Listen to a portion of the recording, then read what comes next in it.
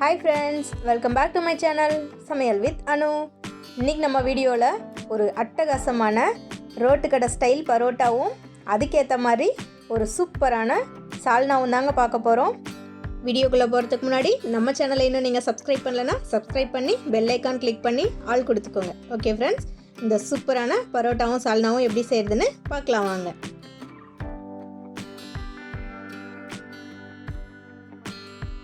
பரோட்டாக்காக ஒரு பவுலில் 1/2 கிலோ அளவுக்கு மைதா மாவு எடுத்திருக்கேன். அதில் 1 ஸ்பூன் அளவுக்கு உப்பு சேர்த்துக்கலாம். கூடவே 1 ஸ்பூன் அளவுக்கு சர்க்கரை சேர்த்துக்கலாம். சேர்த்து நல்லா மிக்ஸ் பண்ணி விடலாம். மாவோட நல்லா மிக்ஸ் பண்ணிவிட்டு அடுத்ததாக இதில் ஒரு 3 டேபிள் ஸ்பூன் அளவுக்கு ஆயில் சேர்த்துக்கலாங்க.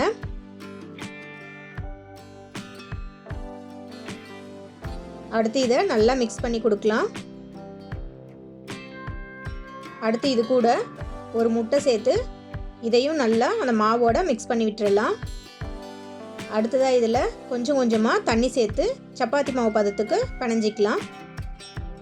பாருங்கள், இந்த பதம் வந்த உடனே திரும்பவும் ஒரு 2 டேபிள் ஸ்பூன் ஆயில் சேர்த்து நல்லா பிசையலாம்.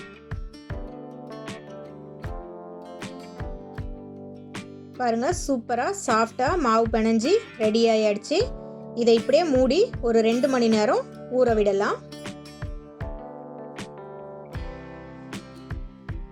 இப்போது சால்னா செய்கிறதுக்காக ஒரு பேனை ஹீட் பண்ணி அதில் 1 டேபிள் ஸ்பூன் மல்லி, 1/2 ஸ்பூன் மிளகு, 1/2 ஸ்பூன் சீரகம், 1/2 ஸ்பூன் கசகசா, ஒரு சின்ன பீஸ் பட்டை, ஒரு கிராம்பு, ஒரு ஏலக்காய், 1/4 ஸ்பூன் சோம்பு, இது எல்லாத்தையும் சேர்த்து இது கூடவே 2 காஞ்ச மிளகாயும் சேர்த்து நல்லா வாசனை வர வரைக்கும் ரோஸ்ட்டாக வறுத்துக்கலாங்க.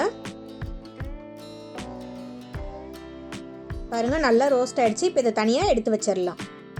அடுத்ததாக பேனில் 1 ஸ்பூன் அளவுக்கு ஆயில் சேர்த்து ஆயில் நல்லா ஹீட்டான உடனே ஒரு 20 போல் சின்ன வெங்காயம் சேர்த்துக்கலாங்க. அடுத்து இது கூடவே ஒரு 10 பல் போல் பூண்டு, ஒரு 4-5 பீஸ் இஞ்சி, இதையும் சேர்த்து நல்லா அந்த ஆயிலில் வதக்கிக்கலாங்க. இது கூடவே ஒரு 1/4 மூடி அளவுக்கு தேங்காய் நான் குட்டி குட்டி பீஸாக கட் பண்ணி வச்சுருக்கேன், அதையும் சேர்த்து நல்லா வதக்கிக்கலாம். இது ஓரளவுக்கு நல்லா வதங்கினதுக்கு அப்புறமா ஒரு பெரிய சைஸ் தக்காளி, அதையும் சேர்த்து நல்லா வதக்கிக்கலாம். தக்காளி மேஷ் ஆகணுன்ட்டு அவசியம் இல்லைங்க, ஓரளவுக்கு வதங்கினா போதும். பாருங்கள், இந்த ஸ்டேஜ் ஆனால் போதும். இப்போ அடுப்பை ஆஃப் பண்ணி இதையும் இதுக்கு முன்னாடி வறுத்த பொருட்களையும் ஆற வச்சு அரைச்சிடலாம். அடுத்ததாக பேனில் ஒரு 4 டேபிள் ஸ்பூன் அளவுக்கு ஆயில் சேர்த்துருக்கேங்க. ஆயில் நல்லா ஹீட் ஆகிடுச்சு. இது கூட ஒரு பட்டை, 2 கிராம்பு, ஒரு ஏலக்காய் சேர்த்து இதை தாளிச்சிட்டு கூடவே 1 கப் அளவுக்கு புதினா சேர்த்து அடுத்து இது கூடவே 1 கப் அளவுக்கு மல்லி, 1 கொத்து அளவுக்கு கருவேப்பிலை, இதையும் சேர்த்து நல்லா வதக்கி விட்டுறலாங்க. அடுத்ததாக இதில் ஒரு பெரிய சைஸ் வெங்காயம், ஒரே ஒரு பச்சை மிளகா 2ஆக கட் பண்ணது, இதையும் சேர்த்து வெங்காயம் நல்லா கலர் சேஞ்ச் ஆகிற வரைக்கும் வதக்கிக்கலாங்க. அடுத்ததாக இதில் நம்ம அரைச்சி வச்சுருக்க விழுதை சேர்த்து அதையும் பச்சை வாசனை போக நல்லா வதக்கிக்கலாங்க.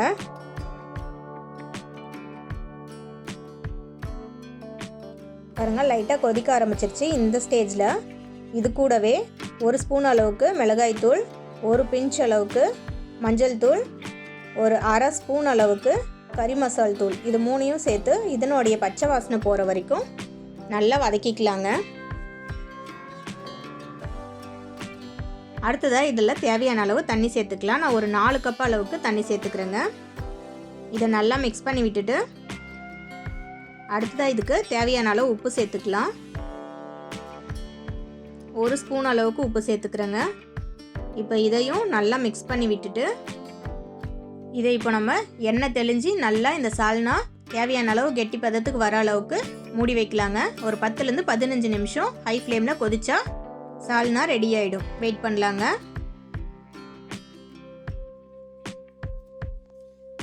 அடுத்ததாக மாவு நல்லா ஊறி ரெடி ஆகிடுச்சு. இப்போ இதை பரோட்டாவாக செஞ்சுக்கலாம். பாருங்கள், சாஃப்டாக சூப்பராக ஊறி டபுளாக இருக்குது மாவு நல்லா.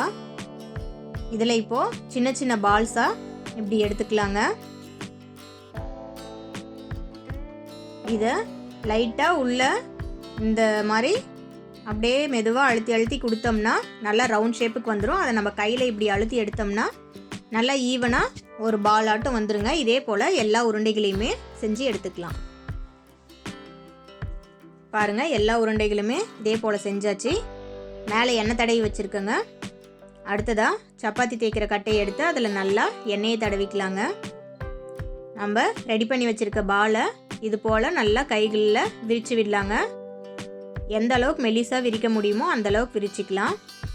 இது கைகளில் விரிக்க முடியலனா கூட சப்பாத்தி கட்டையால் கூட தேய்ச்சி இந்த ஷேப்புக்கு கொண்டு வந்துடலாம். அடுத்ததாக கத்தியில் இதே போல் கீரல்கள் போட்டுக்கலாம். இப்போ அடுத்ததாக இதை ஒன்று மேலே ஒன்று அப்படியே எடுத்து இதே போல் வச்சிட்டு வாங்க.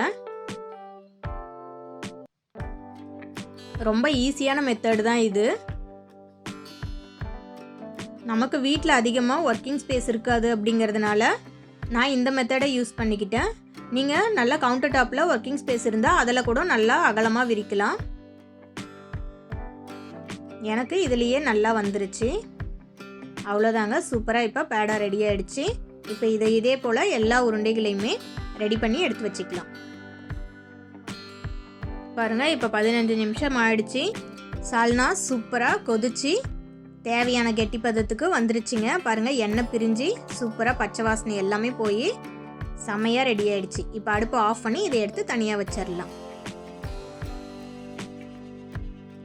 இப்போது ரெடி பண்ணி வச்சுருக்க பேடாவை லைட்டாக இப்படி கையில் ப்ரெஸ் பண்ணி விட்டுட்டு அடுத்ததாக ஒரு சப்பாத்தி கட்டை எடுத்து நமக்கு எந்த அளவுக்கு பரோட்டா தேவைன்னு நினைக்கிறோமோ அந்த சைஸுக்கு இதை லைட்டாக விரிச்சிக்கலாம். பாருங்கள், நான் இந்த சைஸ்க்கு மட்டும் விரிச்சிருக்கேன். இப்போ தோசைக்கல்லில் நல்லா எண்ணெயை அப்ளை பண்ணிவிட்டு அடுத்ததாக நம்ம விரித்து வச்சுருக்க பரோட்டாவை அதில் சேர்த்துக்கலாம். நல்லா 2 பக்கமும் திருப்பி விட்டு வேக விடுங்க. அடுப்பு மீடியம் ஃப்ளேம்லேயே வச்சு வேக விட்டிங்கன்னா பரோட்டா நல்லா வெந்துடும். தேவைன்னா ஒரு ஸ்பூன் ஆயில் அதிகமாக சேர்த்துக்கோங்க. ஏன்னா பரோட்டாவுக்கு ஆயில் சேர்க்கிற வரைக்கும் நல்லா டேஸ்டியாக இருக்கும். பாருங்கள், இதே போல் 2 பக்கமும் நல்லா கோல்டன் ப்ரௌன் ஆகிற வரைக்கும் வேக விட்டு எடுத்துக்கலாம். அவ்வளோதாங்க, சூப்பராக பரோட்டா வந்து ரெடி ஆகிடுச்சு. இப்போது இந்த பரோட்டா சூடாக இருக்கும் போதே எடுத்து இந்த சப்பாத்தி கட்டை மேலே வச்சு லைட்டாக இப்படி கையில் தட்டி விட்டிங்கன்னா நல்லா சூப்பராக கடையில் இருக்கிற மாதிரியே பாருங்கள் லேயர் லேயராக அழகாக வந்துருச்சு. பாருங்கள், ரொம்ப சாஃப்டாக லேயர் லேயராக சூப்பரான பரோட்டா ரெடி ஆகிடுச்சு. கண்டிப்பாக இதை நீங்கள் வீட்டில் ட்ரை பண்ணி பாருங்கள், ரொம்பவே டேஸ்ட்டாக இருக்கும். ஓகே ஃப்ரெண்ட்ஸ், இந்த வீடியோ உங்களுக்கு பிடிச்சிருந்தா கண்டிப்பாக லைக் பண்ணுங்கள், ஷேர் பண்ணுங்கள். மறக்காமல் நம்ம சமையல் வித் அனு சேனலை சப்ஸ்கிரைப் பண்ணுங்கள்.